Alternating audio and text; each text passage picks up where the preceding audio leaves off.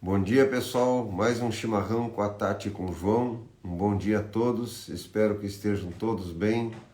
Aqui nós estamos já com 12 graus de temperatura, mas não é abaixo de zero. 10 graus. Hoje às 5 da manhã estava 10 graus aqui. Já começou a aragem de inverno, graças a Deus, refrescar. Já estamos começando a botar fogo. Pessoal, o nosso chimarrão, então, a gente faz todas as terças e quintas-feiras, como a gente falou na outra live. Quando começar a ficar mais escuro, ou seja, quando começar a amanhecer mais tarde, a gente talvez mude o horário para as 8 para a gente não estar exposto a tanta luz. Agora já está mais claro, ainda não está totalmente amanhecido, mas já está mais claro. Mas conforme os dias forem andando, vai cada vez amanhecer mais tarde. Aí a gente vai mudar para as 8 horas, para não ficar esse choque de luz tão forte cedo da manhã. Porque a gente acorda a luz de vela, por incrível que pareça, porque a gente não acende as luzes para ir acostumando com a luz do dia. A gente acha melhor assim. Parece uma ideia de maluco, mas o que vão fazer? A gente para certo também não serve. Então a gente começa o dia com luz de vela, porque a gente acorda sempre à noite ainda, e a gente vai clareando devagarinho o olhar. Já se sabe, isso não é maluquice não, nem achismo, que de acordo com os ritmos circadianos, que todos os seres acompanham o ritmo da natureza, né? A velocidade, a hora de nascimento da luz, que isso afeta muito a nossa produção hormonal. Então a gente está exposto horas demais à luz, ou ser exposto à luz e do escuro para o claro de uma vez, de soco, altera toda a nossa produção hormonal. Então é com isso que tem a ver isso. A gente já fez live sobre isso, mas vamos fazer outra para falar de novo dos ritmos circadianos, ou seja, como é que a gente é afetado pelas horas do dia, pelos ritmos do dia, né? Então, circadiano, cerca de um dia. Então, durante esse um dia de 24 horas, o dia tem um ritmo, ele tem um ritmo diferente nas diferentes estações, e os nossos hormônios, a nossa biologia responde a esse ritmo do dia, e os animais também. Mas vai ser uma outra live. Nosso assunto de hoje a gente vai falar de interdependência. Então, se você está com os hormônios em alta, reduz a luz. Basicamente é isso, não? Não. Porque o escuro estimula outros hormônios, né? Inclusive o sono é afetado. Sabia que a gente... Não, porque eu tenho medo que a gente fale essas coisas e o pessoal começa a ficar na frente da lâmpada por mais hora agora para ver se fica com mais hormônio. Você sabia? Eu sempre dormi mal na lua cheia. Eu também. Os bichos também, fica todo mundo meio nervoso em lua cheia. Querendo virar lobisomem. E na polícia, se tu vai ver que tem muito mais casos, agora falando sério, muito mais casos de violência, etc. na lua cheia. Nos hospitais, as mulheres parem mais na lua cheia, os animais também vão parir mais na lua cheia. A lua cheia movimenta todos os líquidos, todos os corpos com líquidos têm um movimento maior. Então o teu sono é muito mais agitado na lua cheia. Então quem nunca se deu conta disso, meça isso, analise isso para ver como geralmente as noites de lua cheia tu dorme pior, não melhor. E não é só por causa... E nas noites de lua minguante e na nova, que você tem pouca luminosidade, você tem um sono melhor. Porque o sono também tem uma relação direta com a luz, né? Os animais também ficam mais alvorotados, onde estava uma égua no cio também, por causa... isso tudo estimula mais a lua cheia, né? Nós estamos agora vivendo a lua cheia. Mas não é só a luz, foi feito um estudo e colocar as pessoas para dormir num lugar totalmente fechado que pudesse barrar qualquer fresta de luz da lua, e mesmo assim teve uma redução na produção dos hormônios de sono, né? Então as pessoas realmente têm uma produção menor. Não é todo mundo, nada é todo mundo e generalizado, mas já se sabe que isso faz muita diferença na nossa vida, e tem outras coisas que fazem diferença na nossa vida e que a gente não sabe. E essa questão dos ritmos e de observar a natureza, de ir para o campo e se aproximar mais disso, é para a gente entender melhor como a gente mesmo funciona, né? E se encaixar melhor nisso. Às vezes a gente tem problema por causa de uma coisa tão simples que a gente não vê, que está desencaixada, porque a gente está muito dissociado da natureza, então não enxerga, né, como pode melhorar. Até assim, seguindo o ritmo da luz durante o dia, durante as diferentes estações do ano. Acordar mais cedo, dormir mais cedo, né? E geralmente o pessoal fica até mais tarde acordado, né? E não é muito bom isso, né? Então é melhor acordar mais cedo e ir encurtando a noite, porque aí tu diminui o tempo de exposição à luz, na luz artificial, né? Então tu acorda mais cedo para fazer mais coisa durante o dia e tenta dormir mais cedo, porque aí tu não fica exposto tanto à luz. Coisa difícil, porque as pessoas cada vez entram mais noite adentro, né? Isso que o aluno da floresta está falando, essa história do lobisomem, é por causa disso, né? Eu viro lobisomem mais às vezes. O João, por exemplo, quando é lua cheia, tem que tapar ele com a coberta. Eu durmo atado na noite de lua cheia para não sair uivando por aí. Mas é isso mesmo, puxa as emoções, entre aspas, né? Então, tudo que é mais animalesco em nós, e nós somos animais, fica um pouco mais aflorado. Por isso essa história dos crimes também que o João falou. Então a gente tem que se trabalhar para a hora que a lua vier, puxar de nós outros aspectos animais maravilhosos como a pureza, né? Os animais são muito puros. Os animais, a gente até ia trazer esse assunto, vamos trazer um pouco. Sim. Da questão dos animais. Então os animais têm muita pureza, os animais têm muita presença, né? Eles vivem aquele presente, aquilo que está acontecendo no momento. Apesar deles terem memória, eles não estão muito apegados à memória. Então você tem alguns disparos, algumas coisas que eles registram, principalmente se eles têm algum trauma, e a partir da mesma informação do trauma ele pode ter uma reação de memória, mas normalmente ele vive o presente, coisa que a gente já não sabe mais. Tudo que a gente faz por condicionamento, a gente faz arrastando o passado para o futuro, e isso é uma das coisas que nos impede de criar, seja no campo, seja na cidade. Isso limita a nossa criação, porque a gente não está tão presente, por exemplo, como os animais. A gente age muito a partir da memória e nem sempre isso é positivo. A gente tem que aprender com as experiências que a gente vive, mas ser mais vivo, mais presente no presente, vamos dizer assim. Então os animais não têm como a gente ficar vivendo do passado ou do futuro e pouco presente, eles são o presente, né? Então é interessante de conviver com os animais e observar por causa disso. Então, por exemplo, tu pega quem tem cachorro em casa e tu vai dar comida para ele, aquilo parece que a primeira vez que ele vai comer, ele vem com vontade para comer, né? Se ele te encontra de manhã, a primeira hora da manhã, ele vem com alegria para te encontrar, sempre com a mesma energia para te encontrar, né? A gente não tem isso, né? Você tem várias variações, né? Então o animal tem uma resposta muito presente, muito direta, muito interessante isso, né? Toda vez que a gente sai, quando volta, encontra o cachorro, ele está na porteira, balançando o rabo com a mesma intensidade do outro dia passado, do outro, ou seja, ele está sempre presente naquela presença, sempre presente naquele momento, aquela reação daquele momento, né? Tem uma ação, ele sai correndo para latir, todo dia ele faz aquilo com aquela presença, e a gente deveria agir um pouco assim, né? E ontem eu saí a cavalo, estava observando uma coisa, né? Os árabes, quando escolhem os cavalos na manada, eles procuram o animal que está na frente, certo? Sempre escolhem o cavalo, né? Quando tem possibilidade, obviamente, numa manada, o animal que está na frente. E ontem eu saí num cavalo que tem muito essa presença, né? De estar com a orelha em pé, como a gente diz. Tu está andando, ele está sempre com a orelha em pé e focado no caminho, focado na frente no caminho, sempre focado.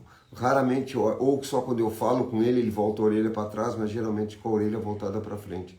Então tem esse instinto, né, alguns animais, dessa coisa do pioneirismo, daquilo de estar na frente. E eu comentava com a Tati sobre isso, porque quando tu vê na manada o animal que está na frente, ele está assim, com a orelha voltada para frente, com foco no caminho. E os animais que estão atrás estão murchando as orelhas uns para os outros, se mordendo e se coiceando. Então, para nós, eu posso fazer uma relação que a gente trabalha muito essa coisa do simbolismo, eu e a Tati estudamos os simbolismos, né, de tudo, né, porque a permacultura também puxa um pouco isso dentro dos estudos dos padrões. Qualquer live a gente pode trazer esse assunto para vocês. Então, no simbolismo, o que acontece? Às vezes as pessoas estão perdendo tempo conversando sobre as outras pessoas, né? E é comum isso nas festas, nos lugares, a pessoa, em vez de falar de algum assunto, fica falando do outro. E se gasta uma energia enorme com isso, né? Para saber do fulano, do beltrano, ou do cicrano, ou do deputado, ou do não sei do que. E é um gasto de energia, porque você está falando, está gastando energia e está perdendo foco, né? Então, a escolha desses árabes para o cavalo que está na frente, alguns índios com os norte-americanos, tem uma relação com isso, de pegar um animal que tem liderança, que tem foco. né? Porque aí o animal não se distrai. E cabe a gente também ter foco no que está fazendo, por isso que a gente chama atenção para isso, né? Qual é o teu foco? Você vai focar no que quer fazer, ou você vai se distrair com o que o outro disse, com o que tu achou do outro, que não sei do que. E eu sempre brinco dizendo isso, né? Que o que o outro pensa de ti é um problema do outro, não é seu. O que o outro pensa de ti não importa, porque não vai mudar nada a tua vida. O que as pessoas estão pensando sobre ti, você esquece isso, desliga disso, foca, orelha em pé, foca no caminho, foca no que vai fazer e o resto é o resto, não importa. Porque senão você vai morder o outro, dar coice no outro e vai ficar assim. E você olhar a manada, tu vai ver que quem está abrindo o caminho para os que vêm atrás é quem está com foco. O interessante disso, para a gente entrar no nosso tema da interdependência, é que se observou nas manadas de mustangs, por exemplo, que o que está na frente não é o mais forte, não é o cavalo maior, poderia até ser, mas não necessariamente, não é o macho. O cavalo que está na frente é esse que é mais atento e mais focado. O focado é que é a mãe da matilha, mesmo que macho, fêmea, não importa, é ele que está na frente. Ou seja, é uma questão de temperamento. Aquele cavalo que tem o temperamento, como o João falou, né? Olha para frente e foca, é o que consegue observar o entorno e conduzir a manada, enquanto o resto dos animais está entretido com eles mesmos, eles estão entretidos com os assuntos da própria manada, vamos dizer assim, né? E é essa relação que o João está fazendo para a nossa vida, ou seja, como é que a gente pode observar e ser assim. E aí, o que a gente chega na questão da interdependência? Na natureza, existe interdependência entre as espécies. Só que nós não pensamos assim.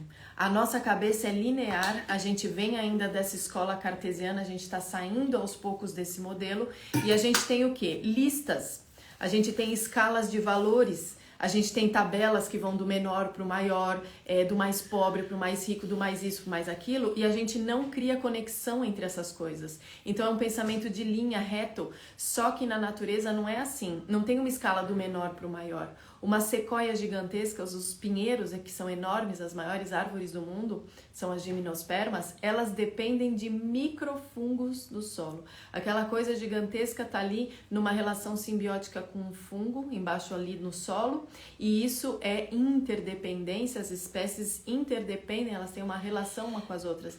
E a gente não aprende com isso porque a gente tem uma cabeça reta. A gente acha que o pouco, que o pequeno não tem nada a ver com o grande. A gente vai criando escalas retas que vão daqui até ali e nada disso se junta, nada disso tem um ciclo fechado. Então, quando a gente fala em ciclo fechado, em conexões positivas na permacultura, a gente fala em incluir essa lógica da natureza de interdependência e não só nossos esquemas retos, lineares e com essa mente dura, na realidade, que isso é útil. Tem uma função a gente olhar as coisas dessa maneira, entender, isso faz parte da natureza também, mas não é só isso. Então, se a gente pensar em termos de forma, a gente vai pensar que o pensamento linear ele é uma flecha, ele é uma coisa reta. Ele é rápido, porém ele é incompleto. E se a gente pensar na interdependência, a gente vai pensar numa forma circular, ou seja, em um monte de redes de relações, como uma teia de aranha, vamos dizer assim, que é uma coisa espiralada ou é uma coisa toda circular, onde as coisas se conectam.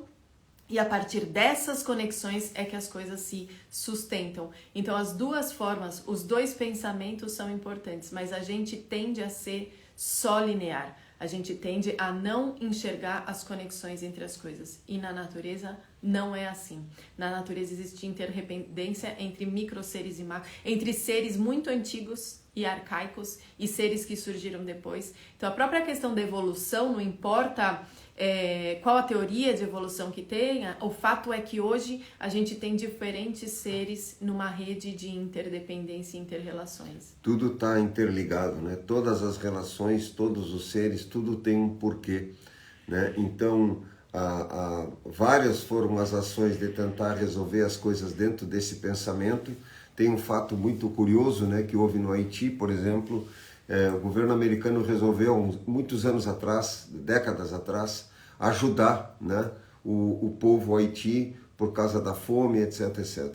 E as pessoas que foram lá fazer a leitura, como a gente chama, a leitura da paisagem, viram que os porcos que eles criavam eram porcos pequenos, que davam pouca carne, pouca banha, etc, etc, etc. E aí nesse pensamento reto eles pensaram assim, vamos colocar um porco maior que produz mais, né? E aí, para poder convencer aquelas pessoas a trocarem aqueles porcos, eles resolveram pagar uma quantia razoável, na época acho que era $50, algo assim, por cada porco abatido, certo? E aí começou todo o movimento para abater os porcos que eles tinham, para introduzir raças americanas como Large White, Landrace, etc, etc. E foi feito, né? 2 anos depois foi a pior crise de fome do Haiti. Por quê? Porque aquele porco que tinha lá estava adaptado àquela realidade, àquela simbiose do lugar, de viver um pouco atado, comendo o que tinha no lugar. E esse porco que eles introduziam dependia de um monte de fatores externos, dependia de ração, dependia de uma série de coisas. Isso não foi analisado. Por quê? Porque foi um pensamento linear. Eu vou botar um porco maior para as pessoas terem mais comida. Só que o entorno, a inter-relação do ambiente não foi lida, não foi entendida. A cultura do lugar não foi entendida. Então isso a gente chama de transferência de tecnologia. Até pouco tempo atrás, a Embrapa ainda trabalhava e alguns ainda pensam assim: eu transfiro uma tecnologia. Eu não posso transferir uma tecnologia. Eu tenho que ler na comunidade os valores da comunidade, o conhecimento da comunidade, ou seja, toda a leitura do ambiente e como aquilo funciona para poder tomar uma decisão, né? Resultado, os poucos porcos que sobraram nos interiores, que as pessoas não conseguiram comprar, né, foi o que fez formar novamente a raça de suínos que tinha adaptado lá, para poder retomar todo um processo de construção da criação de porco no país, né? Ou seja, de um animal adaptado que comendo pouco sobrevivia. Então, aí entra o que a Tati colocou, que às vezes o líder da manada não é o mais forte, né? Tem uma coisa que se diz que quem vence não é o mais forte, é o que melhor se adapta. Ou seja, quem sobrevive não é o mais forte, é o que melhor se adapta. O Bill Mollison, criador da permacultura, ele fala que caso houvesse um grande holocausto no planeta, vamos supor, provavelmente sobreviveriam as pessoas menores de pele escura, certo? Ou seja, que consumiriam menos energia, etc, né?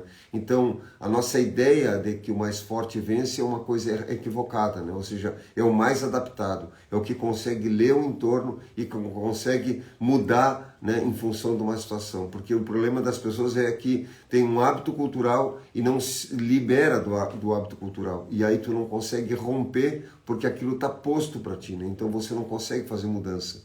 Então a palavra permacultura vem de cultura agrícola, ou seja, como é que eu crio uma cultura de permanência no momento que eu me adapto ao ambiente para fazer mudança. Como agora, ou seja, entrou um vírus, um ser micro, invisível, e de repente você tem que mudar, não tem o que fazer, você tem que mudar alguns hábitos, porque essa é uma realidade, né? Então eu tenho que mudar, qual é a minha capacidade para fazer mudança, né? E para me adaptar, né? E para ver novos horizontes. Um outro exemplo dessa mente linear que causa tragédia, porque não observa o entorno, é diferente, mas é a mesma coisa, mais ou menos. Teve um trecho do rio Mississippi que foi retificado, não sei se vocês já viram isso, se faz isso com os rios. Você canaliza o rio, parte, né, e deixa ele reto. Só que a natureza da água é circular e, portanto, do rio também é fazer curvas. E a gente não observa essas coisas. Então, qual que era a ideia? Retificando o rio, ou seja, tornando ele reto, eu ia ter maior velocidade da água, certo? Todo mundo sabe isso. Uma coisa que vai fazendo curva vai demorar muito mais do que uma coisa que vai reto. E eles retificaram um trecho do rio para conduzir para uma hidrelétrica. Para aumentar a velocidade da água, né? E, consequentemente, aumentar a força, né, de chegada nas turbinas. Só que a natureza da água é ser circular.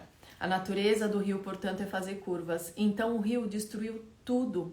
Toda a retificação foi destruída porque a natureza dele é fazer isso. Então, ao invés da gente trabalhar a favor da natureza, observando como é que a natureza pode nos ajudar com a forma que ela é, a gente tenta enfiar a natureza na nossa cabeça. E a nossa cabeça, não adianta, é menor, sempre vai ser, do que todo o conteúdo que a natureza encerra, do que toda a mente que a natureza contém. E quando a gente tenta pegar a natureza, enfiar nas nossas tabelas, enfiar na nossa linearidade, na nossa retificação, uma hora a natureza da natureza vai responder, que não é uma vingança da natureza, é simplesmente que ela tem que se expressar, ela tem que ser como ela é. Então isso tem resultados muito práticos, né, isso que a gente está falando, na vida, em grandes projetos como esse de introdução de outras espécies em outros países, são projetos gigantes que as pessoas gastam horrores de dinheiro na retificação de um rio como o rio Mississippi, e a gente não se dá conta que está investindo um monte de dinheiro, um monte de ideias em coisas que não vão funcionar simplesmente porque a gente não olhou a natureza e não aprendeu com ela e tentou enfiar a natureza nas nossas tabelinhas, nos nossos cálculos, nos nossos esquemas, que nem sempre, e a maioria das vezes, inclui tudo que está envolvido no contexto daquela situação. Eu tenho dito que a natureza não faz atalhos, a natureza faz processos.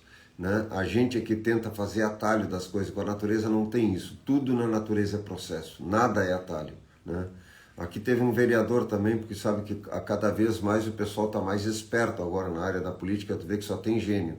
E aí o vereador queria arretar o rio, fez uma proposta de arretar o rio, uma coisa incrível. E também apedrejar as ruas que não tinham calçamento, ele queria apedrejar as ruas e arretar o rio. É genial, né? Ou seja, e foi eleito, né? Com essa proposta de arretamento de rio e apedrejamento de rua. E nós estamos vivendo isso. Então a gente tem que estar muito adaptado para poder ouvir essas coisas e não se desencarnar, porque tu pode ouvir uma coisa dessas, ficar tão chocado e morrer. Então a gente tem que se preparar para ouvir essas coisas também e não se envolver. Ouve, mas faz de conta que a pessoa não falou. Aquilo fica neutro, tu não fica lá atrás com os cavalos se mordendo, embuchando as orelhas. Tu só ouve, foca na frente e deixa o vereador apedrejando as ruas e arretando o rio, não tem problema, toca para frente.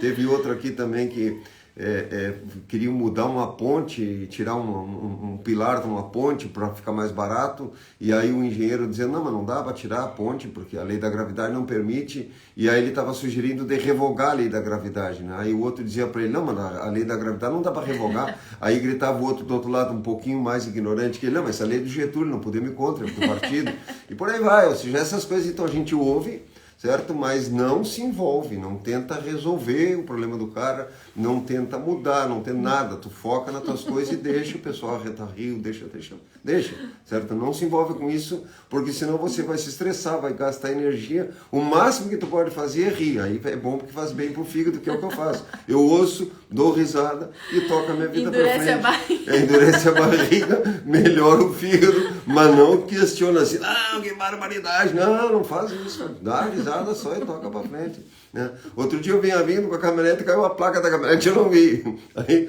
o guarda parou, e aí parou, e eu estava meio sujo assim, com as peças que eu tinha saído para comprar, e o cidadão me atacou desses azulzinhos que chamam, que agora tem uma polícia nova, né? E aí eu parei, ele disse, o senhor está sem a placa. Eu digo, não pode, eu saí de casa com a placa. E se não tinha placa mesmo, eu digo, meu amigo, acho que eu devo ter perdido para trás. Se o senhor me permite, eu dou volta, cato a placa e na volta para aqui. Não pode, o carro está preso. Eu digo, mas o que eu vou fazer agora com o carro preso? Não, se o carro está preso, e aí entra essa coisa da como é que a gente chama? Síndrome do pequeno poder. A síndrome do pequeno poder. Então tu tá vendo que o cara está querendo exercer um poder sobre ti. E ele que exerce, eu fico tranquilo. E aí eu digo assim, mas não tem uma solução de eu tentar buscar minha placa? Não tem isso. O carro está preso, não tem discussão. E eu vi que era um rapaz bem jovem, eu tenho um filho jovem, acho que até tá junto aqui na live aqui. Aí eu digo assim, então tá, e desci, juntei meus parafusos, minhas coisas que eu tinha comprado, um saquinho plástico, e eu tava de alpargata, assim, de bombacha, e eu peguei a chave do carro, tirei a minha chave da casa, dei pra eles, então tá preso. Aí saí caminhando, eles, onde é que o senhor vai? Eu digo, eu vou embora. Eu tô preso? Não, o senhor não, porque o carro tá preso, tá aqui a chave, o senhor é autoridade, fica com a caminhonete e eu vou me embora, vou pegar um táxi, vou dar um jeito de ir embora pra casa, o que eu vou ficar fazendo aqui? Não, mas o senhor não pode ser. Eu digo, como não posso? Eu tenho liberdade de ir, o meu carro tá preso, mas eu não tô preso. Aí foi, ele, o que aconteceu? Ele ficou inseguro com a situação, eu joguei pra ele a jogada. Aí ele acabou me chamando e acabou propondo o que eu tinha proposto para ele antes. Não, mas então quem sabe o senhor acha a placa? Eu digo, pá, é uma boa ideia. Eu disse para ele que a ideia dele era boa. Na verdade, a ideia tinha sido minha, mas não tem problema. Eu digo, essa ideia é boa. Porque de repente, se eu achar a placa, o senhor resolve o seu problema e o meu. Ah, então o senhor de volta procura a placa. E a placa estava a poucos metros atrás do posto de gasolina. Aí peguei a placa, botei na caminhonete, passei por ele, agradeci e fui embora. Se eu tivesse ficado discutindo com ele, eu tinha gastado a minha energia, empoderava ele mais ainda, ia me incomodar e podia até ter uma multa por desacato. Então, pronto, chego em casa, conto para vocês, dou risada e resolvi meu problema. E como é que a gente usa isso na nossa vida, né? Não só assim como o João falou. Mas o que se a gente for pensar, esse pensamento da interdependência ou a ideia circular das coisas, ou seja, isso que a água ensina, isso que os ciclos fechados da natureza ensinam, eles ensinam a gente a ser mais flexível, mais redondo com as coisas. E quando a gente vai planejar, quando a gente vai viver no campo, vai ir para o sítio, a gente precisa ter esse olhar. Então, por exemplo, existe uma tipo de horta que a gente faz que hoje se chama de horta mandala, é uma horta circular que usa uma lógica do padrão concêntrico. A gente já fez lives aqui sobre os padrões, vamos fazer outras. Mas o que eu estou usando? Uma lógica da natureza que funciona em círculo, ou seja, uma coisa concêntrica que tem o mesmo centro. Então, eu tenho um centro e à volta desse centro eu tenho vários círculos ou elipses, podia ser, como é nosso sistema solar. Então, se a gente olhar essa forma, a gente pode imitar essa forma e aí trazer isso para o desenho de permacultura, para o desenho, para a organização do nosso sítio. E isso passa por a gente observar os elementos, entender como eles funcionam, como é que é o porco landrace, como é que é o large white, nossa, come um monte, eu tenho comida para isso. Então você começa a observando como funciona cada coisa, observando qual que é o cavalo que vem na frente, observando qual é a natureza da água, você consegue enxergar a interdependência e consegue transpor isso para o seu sítio, criando coligações positivas entre os elementos, ao invés de criar coligações negativas. Então, retificar o rio criou coligação negativa. Substituir um porco resistente por um porco que precisa, que é muito dependente de alimento e de cuidado, criou uma coligação negativa. O povo passou fome lá por causa disso, não é brincadeira. Então, a gente precisa aprender com essa interdependência e trazer isso para o contexto do sítio. E esse exemplo que alguém deu, uma pessoa que falou aí dos animais, usar os animais na lavoura, não tem culpa nisso. O que a gente tem que aprender é como fazer isso. E outra pessoa deu o exemplo da Austrália. Não são só os gatos que viraram praga na Austrália. A Austrália tem a maior população de camelos do mundo e lá não tem camelo. Lebre, né? Lebre, o rola-bosta, eles causam um monte de problemas. Por quê? Que lá fica tudo mais evidente. Porque é uma ilha e é uma ilha cuja maior parte é desértica. Então a gente tem que entender que o planeta também é uma ilha. E se a gente olhar a nossa unidade rural como uma ilha, como um organismo agrícola individual, a gente vai gerenciar isso muito melhor. Então a gente tem esses exemplos da Austrália, justamente porque lá é uma ilha, e não à toa a resposta também vem da Austrália, ou seja, o Bill Mollison era australiano e da própria Austrália sai a resposta de como a gente pode manejar o ambiente, ou seja, onde está o problema, está a solução. E por que a gente vê fácil essa questão toda na Austrália? Justamente por isso, porque ali a gente tem um espaço reduzido, onde a gente consegue enxergar muito melhor o efeito de algo que a gente não está manejando bem. E se a gente não está manejando bem, é simplesmente porque a gente não fechou essa cadeia, não trouxe esse pensamento da interdependência. É a mesma coisa que acontece com lixo. Lixo até hoje é um problema, tem que falar como que recicla. Por quê? A gente não consegue incluir o resíduo de novo na cadeia. E aí gera o quê? Lixo, uma coisa que não se reintegra no processo. Por quê? Cabeça linear. Ah, eu produzo, alguém compra e depois joga fora. Joga fora onde? Faz como com tudo isso? Então toda essa ideia de interconexão e interdependência a gente precisa trazer para a nossa vida e para o contexto do sítio, ou seja, como organizar um sítio autossuficiente, só se você criar isso, porque senão você vai ter esses desgastes, ou seja, essas fugas de escape. A mesma coisa que aconteceu com o porco, uma fuga, né, de fertilidade, uma fuga da capacidade de nutrir. Com o Mississippi, a fuga da própria água que sai daquele pensamento linear. Tudo isso que acontece na Austrália, um descontrole populacional de espécies que não se encaixam na cadeia, uma fuga total de energia. Então é isso que a gente precisa fazer para organizar um sítio sustentável, para organizar um desenho que funcione? A pessoa está perguntando se a gente vai ensinar como cultivar as hortas. Nós estamos encerrando um curso essa semana, né, que foi um curso de 3 semanas só sobre agricultura orgânica, de pequena e grande escala, né? Então, quem está perguntando isso, nós acabamos de encerrar o curso, sexta-feira tem a última aula, né? Então, se prepare que de repente vai sair outro, então fique atento, fique ligado no canal do Telegram, que a gente vai explicar. E tudo isso que a gente está colocando, como o exemplo que eu dei, embora seja um pouco engraçado, você pode usar isso para tudo, ou seja, até para essa coisa das relações com as pessoas e com as coisas, né? Porque no momento que existe uma lei, certo? O mais fácil é tu cumprir a lei do que tu descumprir a lei, mesmo que a lei seja absurda.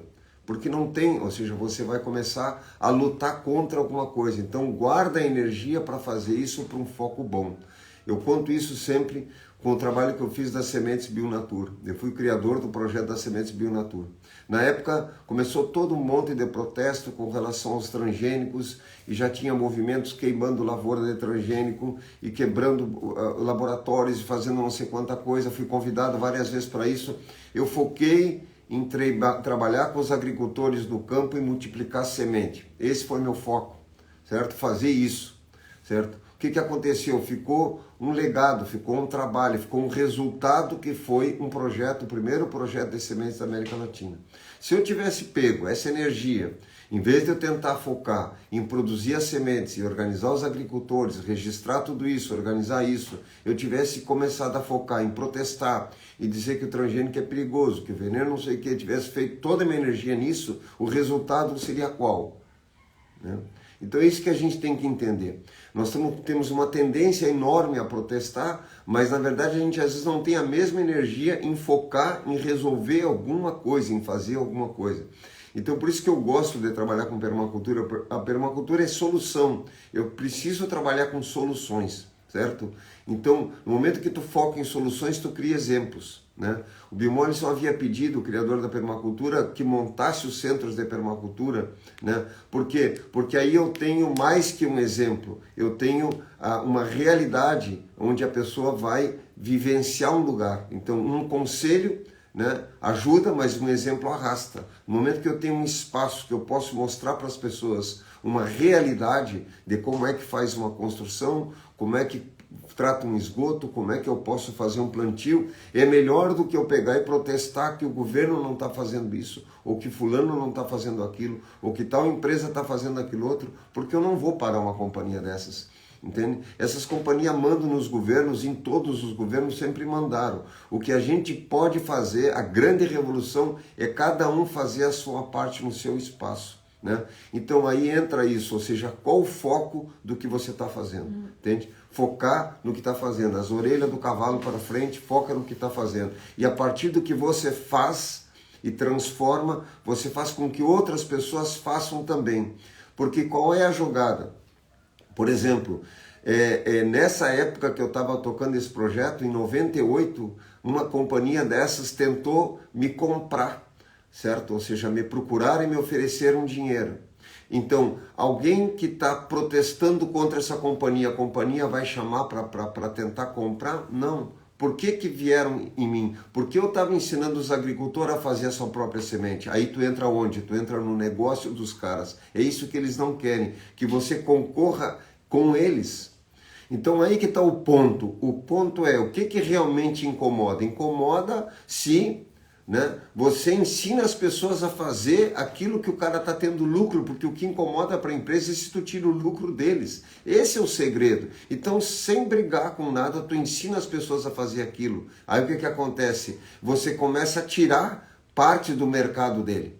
Isso que a gente tem que fazer. E aí eu não preciso brigar com ninguém para isso. Pelo contrário, eu trabalho a favor de alguma coisa. Eu trabalho a favor das sementes. Eu trabalho a favor dos agricultores. Eu faço uma revolução sem armas, sem briga, simplesmente trabalhando a favor das coisas. Essa é a ideia. né?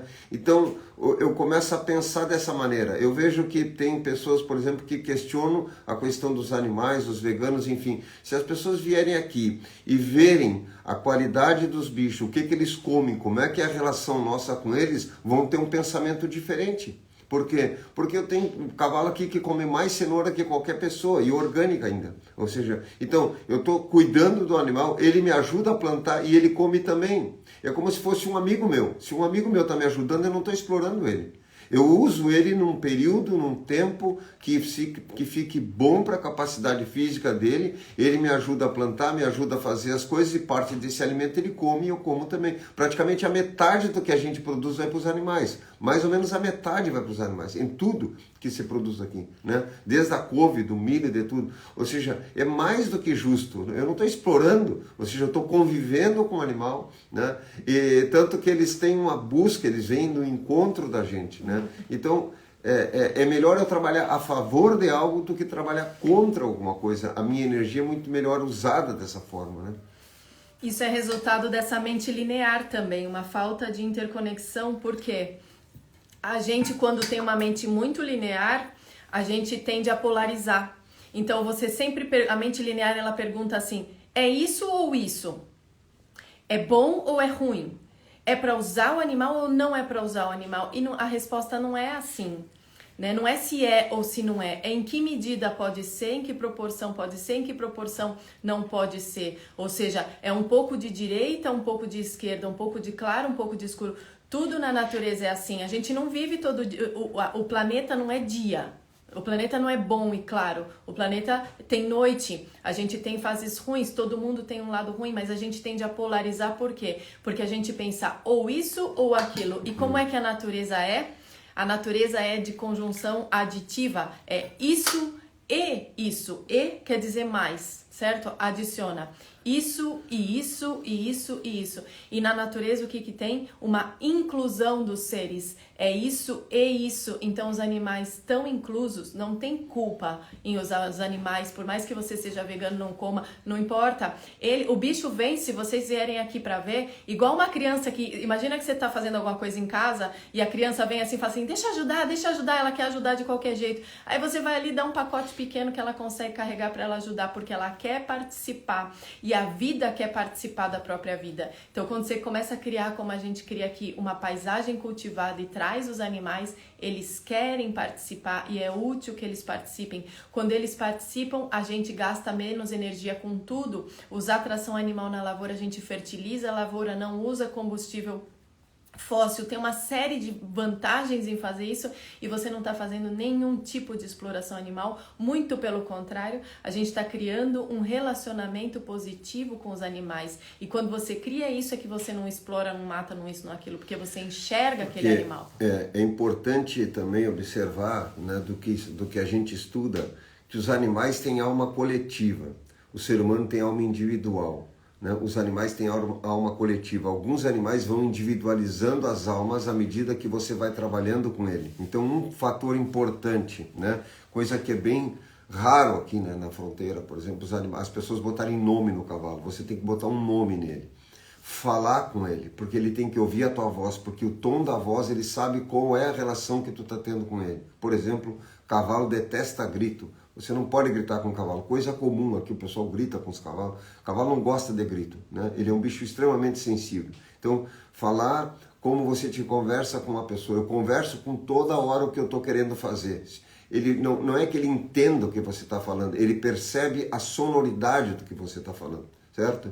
Então, no momento que tu começa a trabalhar assim, começa a ter uma relação e uma reação com relação a isso, né? Então, a importância do trato, do cuidado com os bichos, né? E no momento que eu começo a lidar com o animal, né? Entendendo que ele tem uma alma coletiva, você expande essa energia que você está trabalhando com um determinado animal para todos os animais. Certo? Se você está tratando bem uma árvore, porque poderia dizer assim, fulano plantou 1 milhão de árvores, certo? Contratou não sei quantas pessoas, as pessoas fizeram. E de repente essa pessoa não plantou nenhuma, ele contratou um monte de funcionários, plantou uma árvore. E de repente você na sua casa plantou uma árvore só, mas com tanto amor plantou que aquilo fez uma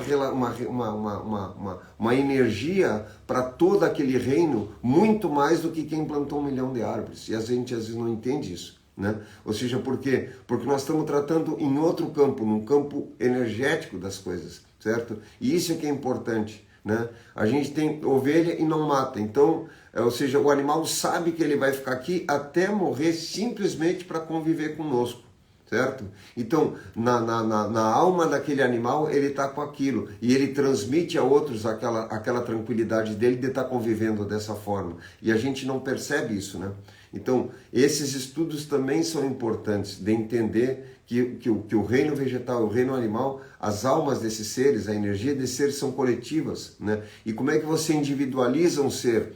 No momento que tu começa a tratar ele como gente. Então, o Trigueirinho diz que a gente deveria tratar as pessoas como almas e os animais como gente. Então tu bota um nome, fala com ele e aí dessa forma você vai individualizando a alma dele. Ele vai ficando um ser com uma relação mais direta contigo. E o resultado é impressionante dos animais quando tu vai ver. E aí tu vai ver que eles têm comportamentos diferentes. Cada animal tem um comportamento diferente do outro e se relaciona contigo de maneiras diferentes também. Tem ciúme entre eles também, né? Um cavalo do outro, um cachorro do outro, porque se eu tô com um cachorro, o outro chega a ficar com ciúme. Os animais também têm essas coisas, né? Então você vai entrando nesse campo dele devagarinho, vai vivendo, vai conversando, vai falando, aí tu vai ver que ele gosta de uma comida, gosta da outra, etc, etc, né? A gente tem que observar a natureza, o João sempre repete que observar é fazer ciência e é sobrevivência, porque como a gente viu esses arretamentos de rio, o João, vocês sabem que ele impediu a canalização do Arroio Bagé, que eu tô tentando organizar isso num livro para poder... É tanta coisa, né, para organizar, mas tá na lista de coisas para fazer, prioridade 578, mais ou menos por aí. Então... tudo isso é resultado da nossa mente, da nossa falta de observação. Então, viver no campo, no bem viver no campo, ter um sítio sustentável, pôr a permacultura realmente em prática, inclui essa observação da natureza, mas com mais liberdade, mais livre dos nossos esquemas mentais, pelo menos questionando e duvidando desses esquemas para construir outras respostas, ou seja, para dar soluções reais, né, para a gente abrir essa criatividade que a gente está, na verdade, ao redor, tudo está sendo mostrado para nós, tudo está sendo dado e a gente não enxerga porque fica restrito no que já sabe. Então essa postura para aprender, observando a natureza é fundamental para viver no campo, é fundamental para a gente também dar sentido e significação para a nossa vida, porque com tudo que acontece na natureza é que a gente consegue também entender nossos processos internos, ou seja, por que existe a noite, também existe a noite em nós, por que existe o dia e a hora mais iluminada do dia ser ao meio-dia, o que isso significa, tudo isso também ajuda nos ajuda a nós nos explicarmos a nós mesmos. E é interessante observar que a árvore, o reino vegetal, nasce e vive nesse contraste, vamos dizer assim, nessa interface entre ar e terra. Então, parte da árvore cresce para cima em direção à luz e a outra parte da árvore cresce para baixo em relação à sombra. E ela nessa capacidade de fazer essa realização nessa interface é que ela é essa coisa maravilhosa, porque sem o reino vegetal nós não estaria vivo. São eles que desdobram todo esse material. O reino vegetal ele, né, converge ao escuro e claro. E ele junta no escuro e no claro tá a vida dele. E às vezes a gente quer ser muito espiritualizado e esquece da matéria, ou é muito matéria e esquece do mundo espiritual. Então esse caminho do meio, como diz os budistas, é essencial. Ou seja, eu tenho que ter um movimento porque eu sou matéria, porque eu tenho corpo, porque eu preciso comer, porque eu preciso fazer isso, aquilo, mas eu também tenho que entender que existem outros planos invisíveis. Tem muito mais coisa no mundo invisível do que no mundo visível, né? Eu gosto de dizer que tem mais... entre o céu e a terra tem os aviões da Varig, agora nem os aviões da Varig tem mais, mas entre o céu e a terra tem N coisas que a gente não vê, os animais já veem muito mais do que nós, né? Então a gente tem dois campos para viver. Nós temos o campo do corpo, que nós temos que manter vivo, se mover, dar movimento, temos que cuidar desse corpo, vamos dizer assim, né? E temos esse outro campo, que é estudar coisas que são num plano mais sutil. E nós temos que criar uma linha aí para viver essas duas partes, né? E às vezes as pessoas ou são muito matéria, que é o mundo da biológico, como eu digo agora, que o pessoal é academia, é músculo, é bunda, eu digo isso, as mulheres eu acho que tinham que chegar para esses barbados e dizer assim, ó, se tu quer peito e bunda, vai no supermercado e compra um frango. Porque ficar olhando uma mulher pensando em peito e bunda é reduzir um absurdo, uma coisa dessa, né? Então, nós temos que começar a ter uma outra visão das coisas, né? E hoje, o que tu vê? O que aumenta? Academia, as pessoas fazendo musculação, como se a vida fosse agora o músculo, o teu corpo, a maquiagem, ou seja, é muito reducionismo, é muito pobre, ou seja, o ser humano está hoje nesse ponto que a gente está vivendo isso. Então, eu tenho, obviamente, que cuidar do meu corpo, mas nós temos que acender a outras coisas, nós temos que tentar perceber outros elementos, outras questões, né? Num plano muito mais sutil, para nós tentar realmente evoluir como ser. Porque a diferença do ser humano para o resto dos animais é a nossa capacidade de ascender a processos lumínicos, a nossa capacidade de perceber que nós estamos aqui para cuidar desses reinos, entender o cachorro, o gato, as árvores, o rio, né? Ou seja, não usar tudo isso como um recurso, simplesmente. Eu não posso ver uma vaca pensando em quilo, eu não posso ver um cachorro pensando em quilo, ou em vender o cachorro. Ou seja, tudo isso esse é que é nefasto, né? Eu tenho que entender essa vida, perceber essa vida, me relacionar com ela e principalmente tentar cuidar dela, certo? Então a nossa missão, vamos dizer, seria isso, né? Isso aí, pessoal. Essa era a nossa conversa de hoje. De hoje. A gente queria trazer esses pensamentos porque eles são fundamentais na vida prática, né? Eles não são só conjecturações filosóficas, são realmente coisas para a gente aplicar na vida para viver melhor. E quando a gente fala que a vida é melhor no campo, é porque campo é um espaço.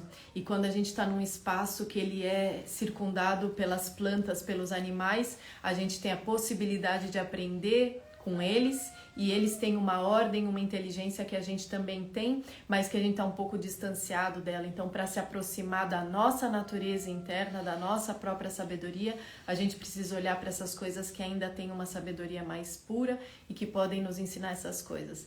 Então, interdependência, juntar o pensamento linear, ele é importante também, mas a gente não pode esquecer as conexões entre as coisas. E assim a gente também vai conectar melhor as coisas em nós, né? Nos integrar, ter a nossa vida um pouco mais inteira, integrar os aspectos negativos e positivos, lumínicos e obscuros, porque a gente é feito de tudo isso. A gente não é só bonzinho, como todo mundo gosta, que é do bem. Todo mundo tem seus problemas, suas crises, né? Suas dificuldades, e a gente tem que integrar isso, porque assim a gente também consegue dar solução fora, consegue dar solução para a paisagem. É isso, pessoal. O pessoal está perguntando se a gente come carne ou não. A Tati não come, eu como às vezes, mas a gente não mata animais aqui. Comemos carne rara vez, né? Mas não matamos animais, né? Temos ovo, comemos ovo, né? E já é bastante, né? Eu vou sugerir para vocês assistirem o filme Dersu Uzala, para verem uma vida mais natural, né? Porque por mais que eu não coma carne, talvez numa situação que aconteça alguma coisa eu venha comer. Por quê? A gente faz uma escolha, né, de nutrição. Outros são flexi que come um pouco de carne, um pouco. Então, não é uma questão de julgar quem faz isso ou quem faz aquilo. Primeiro é entender que cada um tem o seu ponto de consciência e as suas escolhas naquele momento.